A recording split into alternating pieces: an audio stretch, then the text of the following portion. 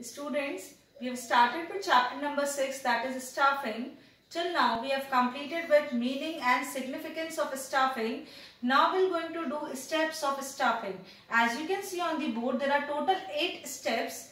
Starting with the first one, manpower requirement. Now, determining the number and kind of employees required in the organization is known as estimating the manpower requirement.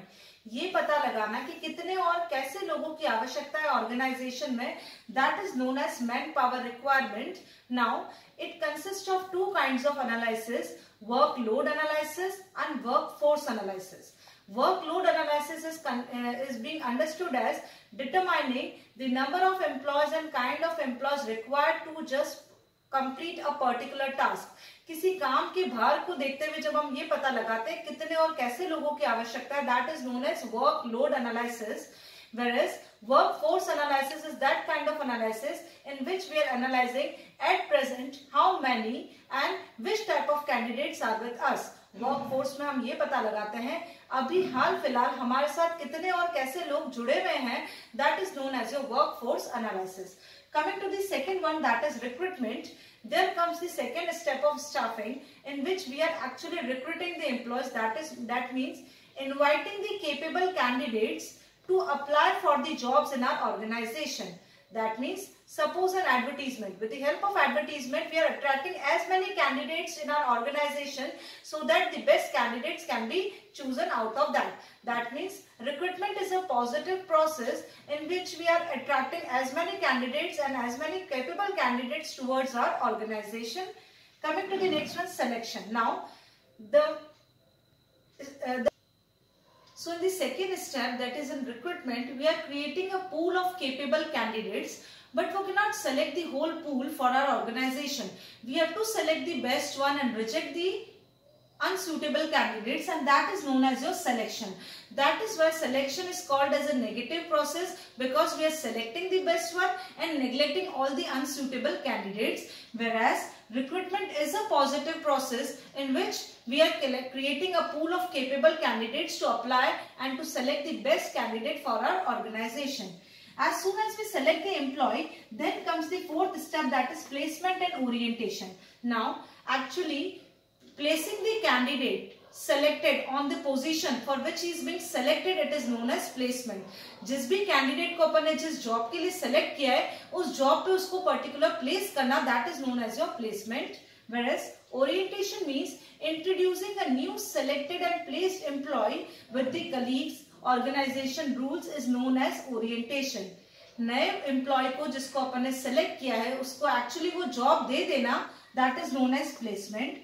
जैसे वो placed हो जाए at that time उसे अपने colleagues, उसे अपने organisation से introduce करवाना, that is known as your orientation. Coming to the fifth one, that is training and development. Now training means increasing the knowledge, skills and abilities of any of the candidate to do a specific job. वो जिस particular job के लिए select हुआ है उस job से related जब उसकी स्किल्स को बढ़ाया जाता है तो वो किसके थ्रू होता है? ट्रेनिंग के through. But when we are calling about the development, it means growth in all respect. जब अपन डेवलपमेंट की बात करते हैं तो आपका पर्सनालिटी डेवलपमेंट होता है, आपकी पर्सनल और फुल ग्रोथ को देखा जाता है. उस समय स्पेसिफिक जॉब के लिए आप अपना डेवलपमेंट नहीं करते हो. When your parents in your childhood gives you the etiquettes, at that time these are not for the specific job but for your whole life, and this comprises a part of your development. Got my point? Coming to the sixth one, that is performance appraisal.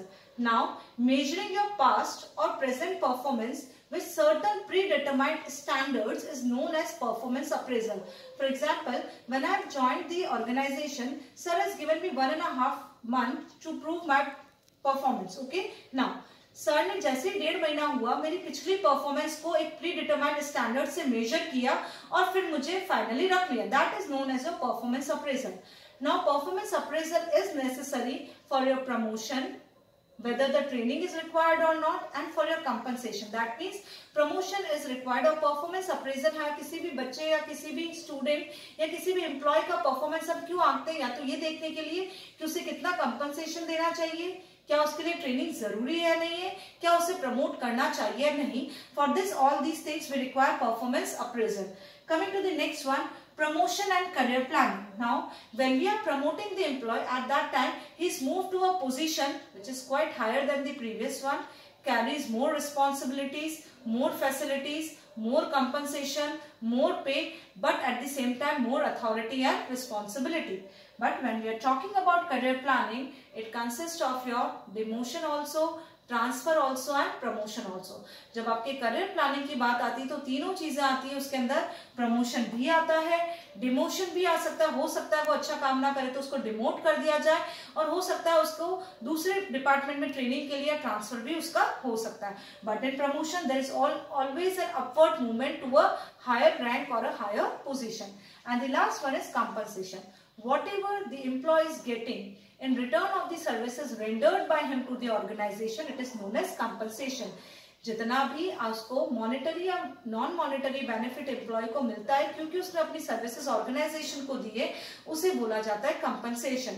Now direct incentives can be the salary, wages, bonus, whereas indirect can be your free education to your children, bus facility, car facility, vacations, tours. This all will be coming under the part of indirect compensation.